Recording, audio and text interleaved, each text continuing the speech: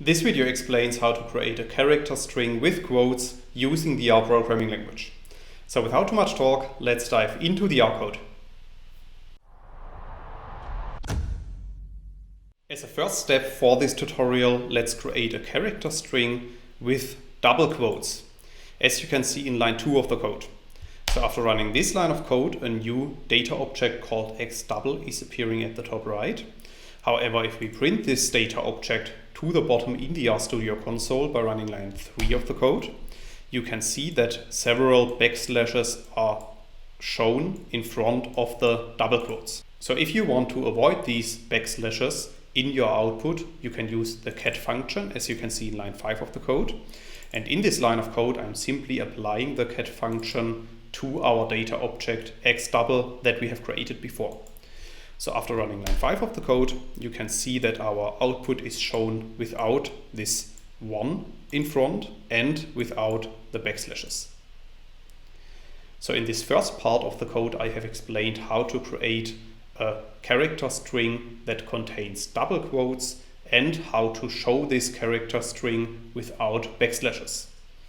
However, it's also possible to create a character string with single quotes, and we can do that as you can see in line 7 of the code.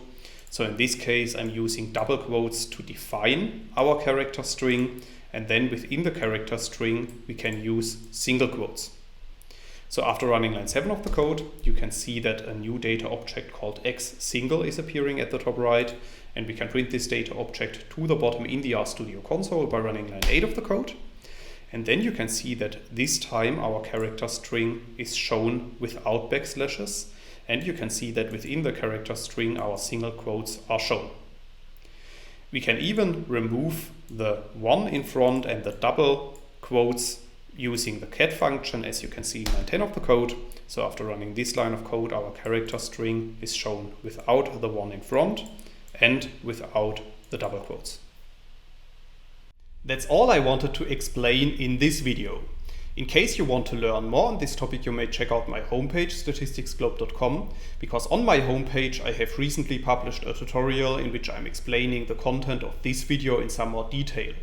I will put a link to this tutorial into the description of the video so you can find it there.